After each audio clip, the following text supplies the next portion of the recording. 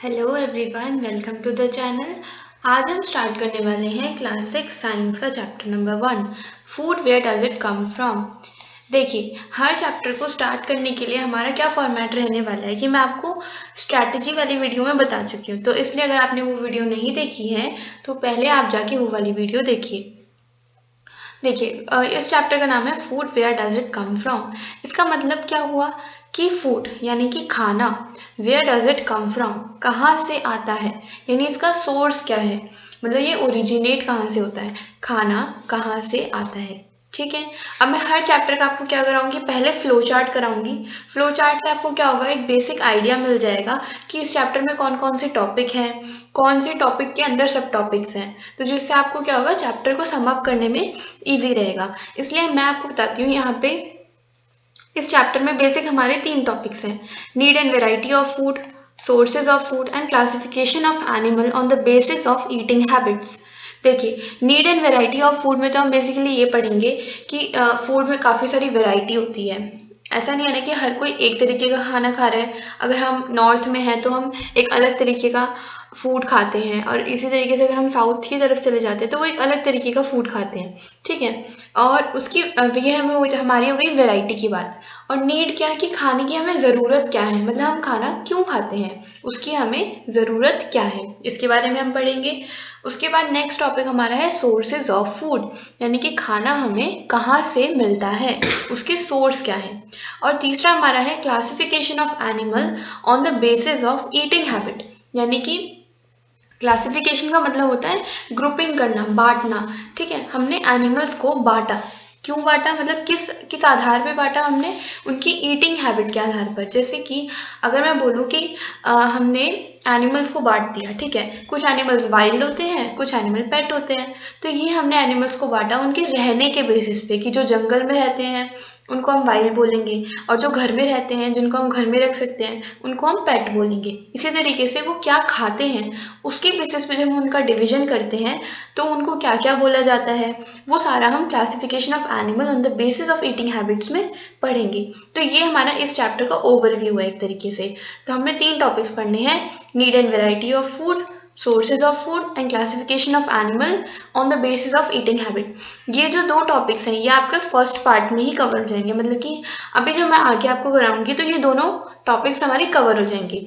Then second part में ये वाला आएगा, क्लासिफिकेशन वाला, और हमारा पूरा चैप्टर कंप्लीट हो जाएगा।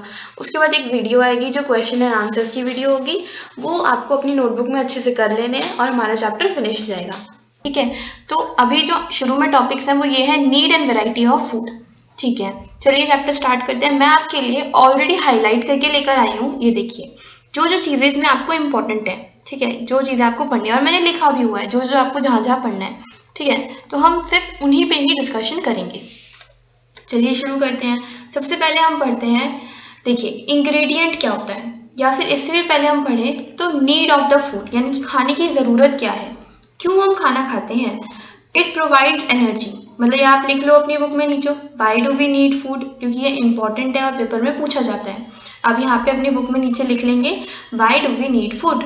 इट प्रोवाइड्स एनर्जी, सबसे पहला कि हमें एनर्जी देता है। It is important for growth, दूसरा ये ग्रोथ हमारी बॉडी की ग्रोथ के लिए इम्पॉर्टेंट है।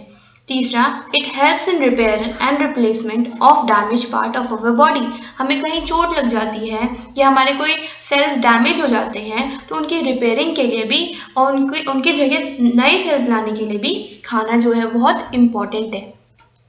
It protect us from diseases and boost our immunity, ये हमें बीमारियों से बचाता है और हमारी इम्यूनिटी को, मतलब बीमारियों से लड़ने की शक्ति को और ज़्यादा बढ़ा देता है, यानी कि हमें और ज़्यादा पावरफुल बना देता है। तो ये 4-5 काम जो है वो हमारा फूड करता है। क्या क्या, it provide us energy, it is important for growth, it helps in repair and replacement of damage parts, it protect us from diseases and boost our immunity. ये आपने लिख लिया। अब चलते हैं आगे। दूसरी इंपॉर्टेंट चीज़ है इंग्रेडिएंट। इंग्रेडिएंट क्या होता है, इंग्रेडिएंट जैसे हम जब कुकिंग वीडियो देखते हैं अगर यूट्यूब पे या फिर कहीं पर भी, कुकिंग वीडियो में क्या होता है, आपको बताया जाता है कि अगर आपको ये खाना बनाना है, ये डिश प्रिपेयर करनी है, तो आपको किस किस सामान की ज़रूरत होगी, वो होते हैं इंग्रेडिएंट, यानी कि वो मटेरियल जो हम किसी भी डिश में डालते हैं उसको कंप्लीट बनाने के लिए, वो होता है इंग्रेडिएंट। जैसे मैं बोलूँ अगर मुझे बॉइल्ड राइस बनाने हैं तो मुझे 2 इंग्रेडिएंट की ज़रूरत पड़ेगी, पहला राइस और दूसरा वाटर। तो ये हो गया उसके अंदर डलने वाले इंग्रेडिएंट, यानी उसके अंदर जो हम सामान डालने वाले हैं उसको बोलते हैं इंग्रेडिएंट। ठीक है, आपने यहाँ पे मार्क कर लिया, ये इंपॉर्टेंट है। अब चलिए ये आपने लिख लिया। नेक्स्ट चीज, why do we cook food, इसको भी अपनी बुक में मेंशन कीजिए। Cooked food can be easily digested and absorb by our body. मतलब कि हम खाने को पकाकर ही क्यों खाते हैं, हम खाने को कच्चा क्यों नहीं खा लेते, है ना, क्वेश्चन है ये।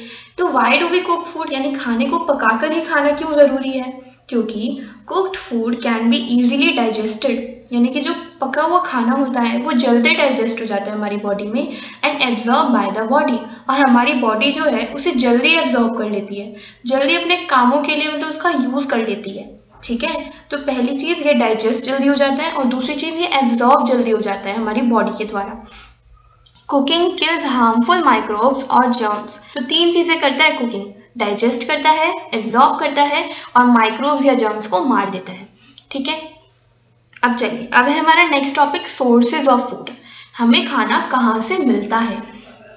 देखिए, there are food items like milk, eggs and meat which comes from animal. जो मैंने हाईलाइट किया है वो आप हाईलाइट करेंगे। Okay, there are food items like milk, eggs and meat which come from animal. देखिए, मैं आपको एक बात बताऊं, तो खाना हमें 2 सोर्सेज से मिलता है। पहला ये रहा, पहला प्लांट सोर्स और दूसरा एनिमल सोर्स। या तो हमें खाना प्लांट से मिलता है या हमें खाना एनिमल से मिलता है। अब आप बोलोगे मैम एग्जाम्पल, देखो जैसे एनिमल से हमें क्या क्या मिलता है, मिल्क, एग, मीट, ये सब हमें एनिमल से मिलता है। और प्लांट सोर्सेज से क्या क्या, जैसे जितने भी हमारे सारे फ्रूट्स हैं, वेजिटेबल्स हैं, ये सब प्लांट सोर्सेज से हमें मिलते हैं। Got it. चलिए अब आगे चलते हैं।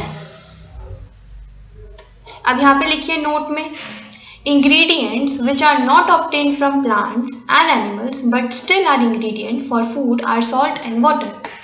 ऐसे इंग्रेडिएंट बताओ, क्वेश्चन ये पेपर में बहुत आता है कि ऐसे इंग्रेडिएंट बताओ जो हमें ना तो प्लांट से मिलते हैं ना ही एनिमल से मिलते हैं, बट स्टिल वो इंग्रेडिएंट हैं, मतलब हम उनको यूज करते हैं खाने में। अब बताओ वो 2 चीजें कौन सी हैं, पहली सॉल्ट और दूसरी वाटर। सॉल्ट क्या है, वो हमें ना प्लांट से मिलता है ना एनिमल से मिलता है, बट स्टिल हम उसको खाने में यूज करते हैं। ऐसे ही दूसरी चीज क्या है, वाटर। वाटर भी ना हमें प्लांट से मिलता है और ना ही हमें एनिमल से मिलता है, बट स्टिल हम उसको भी यूज करते हैं अपने खाने में, यानी वो भी इंग्रेडिएंट है। Got it. चलिए आगे चलते हैं। एनिमल प्रोडक्ट्स, मैं आपको बोल रही थी एग्जाम्पल, यहाँ पे मैं बताती हूँ। एनिमल प्रोडक्ट्स जो हमें एनिमल से मिलते हैं वो क्या है, मीट, एग, हनी, हनी हमें बी से मिलती है ना, मिल्क, चीज, बटर, कर्ड एक्सेट्रा, ये सारी चीजें जो है वो हमें एनिमल से मिलती हैं। सिर्फ यही नहीं, इसके अलावा भी बहुत सारी। ठीक है, प्लांट प्रोडक्ट्स, प्लांट से हमें काफी सारी चीजें मिलती हैं, दाल है ना, जितनी भी हम दाल पल्सेस यूज करते हैं अपने घर में, वीट यूज करते हैं हम घर में, है ना, जितनी वेजिटेबल्स हम घर में यूज करते हैं, जितने फ्रूट्स हम घर में यूज करते हैं, ये सब हमें प्लांट से मिलते हैं।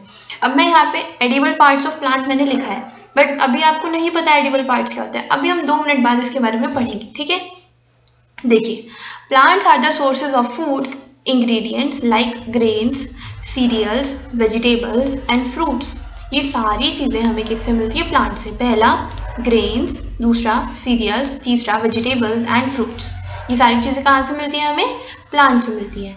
Animal provide us with milk, meat product and eggs. Animal हमें क्या प्रोवाइड करते हैं, मिल्क प्रोवाइड करते हैं, मीट प्रोवाइड करते हैं, और क्या प्रोवाइड करते हैं, एग्स। ये सारी चीजें हमें कौन प्रोवाइड करते हैं, animals. Cow, goat and buffalo are some common animal which gives us milk. हमें मिल्क कहाँ से मिलता है, काउस से, गोट से, बुफेलो से। Okay, milk and milk product like butter, cream, cheese, curd are used all over the world. देखिए, cow, goat, buffalo ये तो हमें मिल्क देती है, बट उस मिल्क से हम कितने सारे प्रोडक्ट बना पाते हैं ना, मिल्क के कितने सारे प्रोडक्ट बनाते हैं हम, बटर, क्रीम, चीज, कर्ड, ये सारी चीजें हम मिल्क से बनाते हैं। तो देखा जाए तो काउ हमें सिर्फ एक प्रोडक्ट नहीं दे रही, वो हमें बहुत सारे प्रोडक्ट देती है। ठीक है, चलिए अब चलते हैं plant parts and animal product as food. We eat many leafy vegetables. We eat fruits of some plants, sometimes roots, sometimes stem and even flowers. ठीक है, देखिए अगर हमें बोले कोई कि तुम पता है तुम प्लांट की जड़ें खाते हो, तो हम विश्वास नहीं करेंगे। अच्छा, हम रूट्स कहाँ खाते हैं भाई, हम तो सब्जियां खाते हैं। जबकि जो हम सब्जियां खा रहे हैं, हम ये नहीं देख रहे कि वो सब्जियां कहाँ से आई है। जैसे कि अगर मैं आपको यहाँ पर लेके चलूँ, जो मैंने लिखा हुआ है, देखिए कुछ हम रूट्स खाते हैं। जैसे हम जो खाते हैं कैरेट यानी कि गाजर, रेडिश, मूली, स्वीट पोटैटो यानी कि शकरकंदी, ये जो हम सारी चीजें खाते हैं ना, ये रूट होती हैं प्लांट की। मतलब इनके प्लांट में ये रूट की तरह नीचे जमीन में होती है, जिनको हम निकाल के खाते हैं। तो अगर मैं बोलूं कि ऐसी कौन सी रूट्स हैं जो हम खाते हैं, तो आप क्या बोलोगे? कैरेट, रेडिश, स्वीट पोटैटो, ये सारी जड़ें हैं जो हम खाते हैं। कैरेट हमेशा जमीन के नीचे होती है, मूली हमेशा जमीन के नीचे होती है, ये सब रूट्स हैं। ठीक है, आगे स्टेम। स्टेम जैसे शुगर केन हो गया, गन्ना, बनाना हो गया, ऑनियन हो गया, ये सब क्या है? स्टेम है जो हम खाते हैं। आगे लीव्स। लीव्स क्या होती हैं तो हमें पता ही है, जैसे स्पिनच, पालक हम खाते हैं, कैबेज खाते हैं, पत्ता गोभी, कोरिएंडर, धनिया, ये सब क्या है? लीव्स के एग्जाम्पल है। अब मैं अगर आपको कोई वैसे बोलता कि तुम तो रूट खाते हो, तो तुम नहीं मानते, बट तुम कैरेट खाते हो या रेडिश खाते हो, स्वीट पोटैटो खाते हो, तो ये क्या है? ये रूट ही तो है। फ्लावर्स। फ्लावर्स जैसे हम ब्रोकली खाते हैं, कॉलीफ्लावर खाते हैं, बनाना खाते हैं, ये सब हमारे फ्लावर्स में आते हैं। ठीक है। सीड्स, हम बीज भी खाते हैं, जैसे वीट, गेहूं, जिसका हम आटा यूज करते हैं रोटी बनाने के लिए, वो बीज है। क्यूमिन सीड्स यानी कि जीरा, जो हम यूज करते हैं घर में।